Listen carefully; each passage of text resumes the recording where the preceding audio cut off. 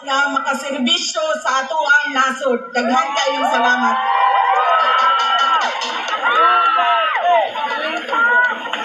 Ang susunod po ay mga kampanya po ako sa inyong lahat. Ang galing ko lang po yung seal ng aking opisina. Palitan natin ng seal ng Office of the President.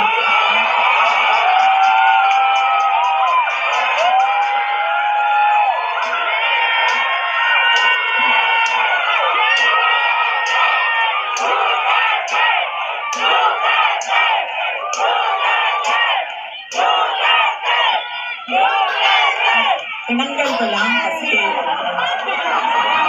iba kasi yung opisina, iba din yung pangangampanya. Pero kung sa Pangulo lang, pumili na lang kayo. Si Isko Moreno, si Sara Duterte, wala kaming problema. Nang mainit na palakpak at sigawan, Vice President Sara Duterte! Maraming salamat po, Yorme at Munibo. Salubungin po natin ng isang malakas na palakpakan ang ating minamahal na ikalawang Pangulo ng Republika ng Pilipinas, Vice President Sara C. Duterte!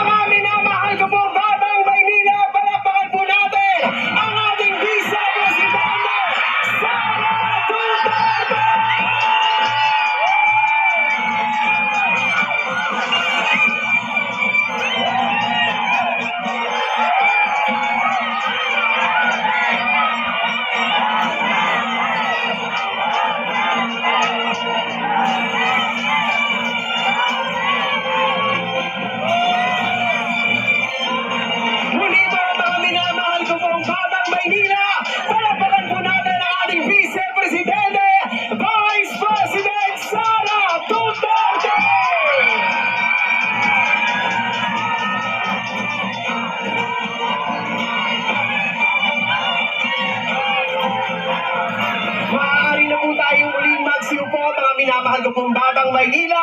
Muli po, palakpakan po natin Vice President Sara Duterte!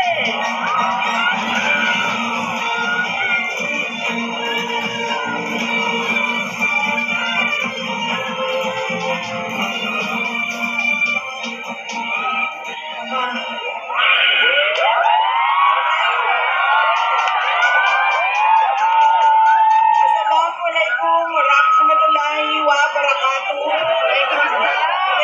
Mayong gabi kaninyong tanan. Magandang gabi sa inyong lahat. Kinsay kasabot dinhi. Panang! Unahin ko po muna ang aking mga pagpapasalamat. Una po, ang pagpapasalamat natin sa ating pinakamamahal na mayor ng siyudad ng Maynila, Isko Moreno Dumagoso.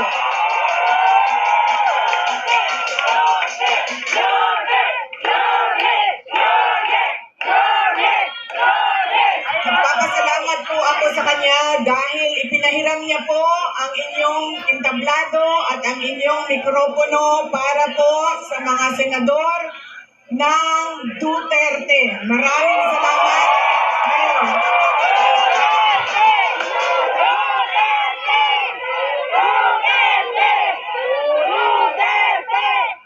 susunod na pagpapasalamat ko ay sa inyong lahat, mga kababayan namin dito sa Maynila. Maraming salamat sa oras ninyo at sa pagkakataon na ibinigay ninyo sa akin at sa amin ngayong gabi na ito. Maraming salamat. Madami sa inyo ang wala pa na nihapon, hindi pa na naghapunan. Marami sa inyo ang hindi pa naghapunan, hindi pa nakaluto, at kanina pa dito, mainit, pero nandito kayo para sa amin at para sa bayan. Maraming salamat sa inyong lahat. Ang susunod ko po pagpapasalamat, mahal ko kayo, ma'am. Mahalin din natin patuloy ang ating mahal na inang bayan, ang Pilipinas. I love you too. Sisterly love na ito, sis. Mahal ko kayo. Kaya ako nandito ngayon. Ang susunod po na pagpapasalamat ay mula po sa pamilya namin.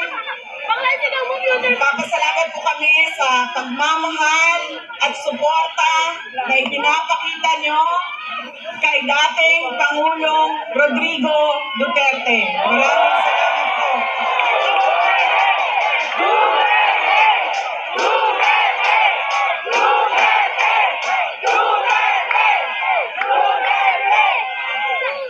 Marami po sa inyo ang nag-celebrate ng kanyang birthday noong March 28, 2025.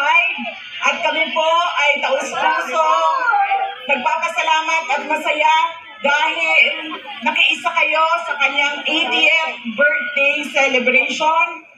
Dahil hindi po lahat tayo ay mabibigyan ng pagkakataon na umabot ng 80 years old. Kaya maraming salamat at sinelebrate nyo ang kanyang 80 years. Ang susunod na pagpasalamat ay mula po sa akin. Maraming salamat sa inyong suporta, sa inyong kampanya at sa inyong boto para sa akin noong halalan ng 2022. Maraming salamat sa suporta ninyo. At syempre, ang aking pagpapasalamat pa rin sa patuloy ninyo na pagtitiwala sa akin at sa aking mga kasamahan at sa aming opisina, ang tanggapan ng pangalawang Pangulo ng Pilipinas. Maraming salamat. Ang aming pong pamilya ay merong malaking utang na loob sa inyong lahat, mga kababayan namin, sa inyo, sa pagkakataon na inyong ibinibigay sa amin na makapaglingkod sa ating bayan. Dako kayo ang amo-amo sa inyong lahat, mga kababayan namin, sa inyo, sa pagkakataon na inyong ibinibigay sa amin na makapaglingkod sa ating bayan.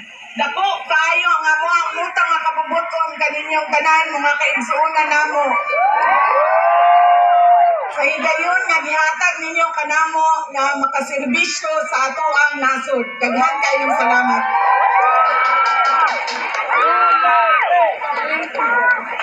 Ang susunod po ay mga kampanya po ako sa inyong lahat. Ang galing ko lang po yung seal ng ating opisina. Palitan natin ng seal ng Office of the President.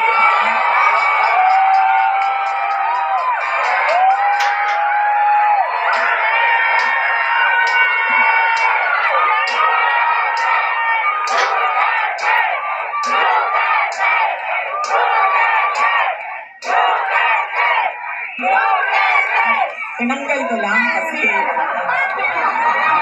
iba kasi yung opisina, iba din yung pangangampanya. Pero kung sa Pangulo lang, pumili na lang kayo.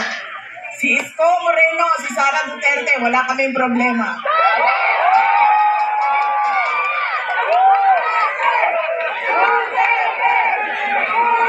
Ikaw muna nga, bago si Yodel! Ikaw muna, bago si Yodel! Um, Hindi ba pwede Bakit tandem? ba lagi pabalik-balik o paulit-ulit ang problema ng ating bayan?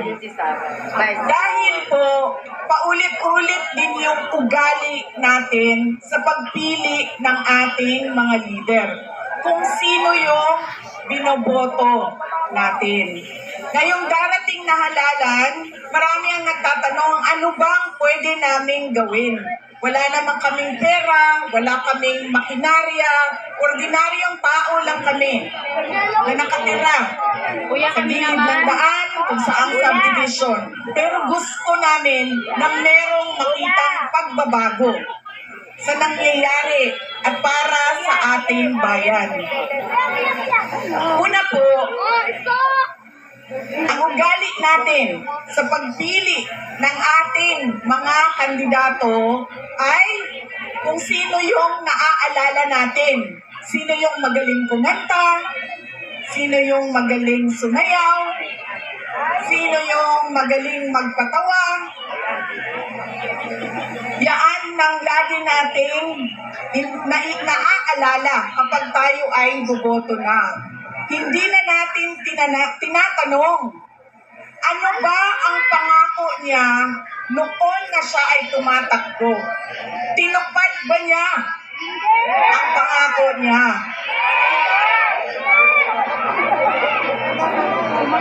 Diba? Dapat tinatanong natin ang sarili natin, ano bang nagawa ng tao na ito? Nangako siya, sorry ma'am,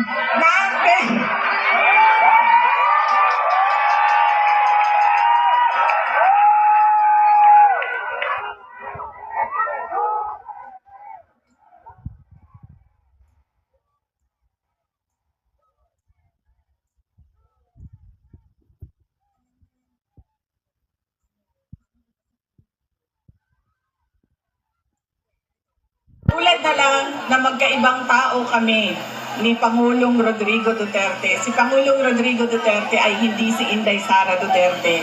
Si Bongbong Marcos ay hindi si Amy Marcos.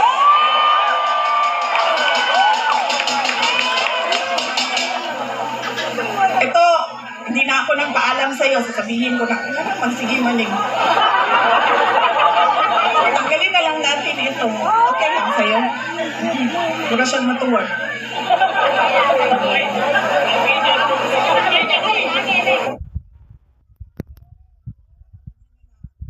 Para din makita ninyo na pumayat na ako. Salamat, Martin Romualdez! Pumayat si Inday Sara!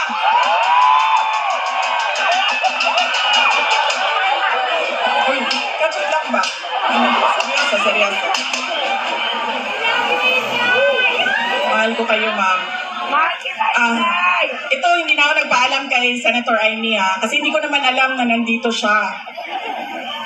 Noong October 2023, pumunta ako sa kanya. Sabi ko sa kanya, pwede mo ba akong tulungan? Kailangan ko kausapin ang Pangulo. Kasi nakikita ko sa mga plano nila at nabasa ko sa mga plano nila, meron silang ipafile na impeachment na kaso. So sinamahan niya ako. Ito yung araw bago umalis si dating Pangulong, si Pangulong Bongbong Marcos.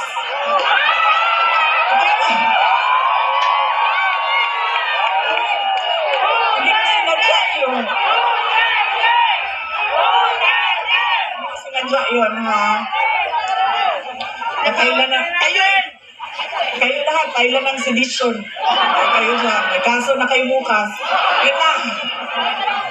So, ito yung araw na paalis siya, papuntang Amerika. Pumunta kami, sinamahan ako ni Senator Amy. Siya yung kumuha ng oras ng schedule para makausap ko si BBM. Noong nandun na kami, binanggit ko sa kanya ang impeachment. Pero hindi yung impeachment ang gusto kong marinig ninyo na kwento ngayong gabi na ito. Doon sa pag-uusap naming kaming tatlo lang yun pasensya na silang dalawa. Marites yung nandoon sa harap, silang dalawa. Nag-usap kaming tatlo, nabanggit ni BBM ang pag-amyenda ng konstitusyon. At sinabi niya na, madami siya sinabi, pero ang gist ng sinabi niya ay, we will just amend. Kasi English man sila pag mag-istorya, no? So ako dito, anak, kuya nga, in English, we will just amend the economic provisions of the Constitution. Nakirinig ko at nakita ko talaga na sumagot si Senator Amy. Sabi niya, that is a dangerous thing. Sabi niya, if you open the Constitution to amendments, you do not just open it to economic provisions. You open it for all amendments of the Constitution. At nagsagutan na silang dalawa sa harap ko dahil sa ating Constitution. Kaya yan ang pruweba ko at proof ko sa inyo na magkaiba na tao. Ibang tao si BBM, ibang tao si Amy Marcos. Okay naman.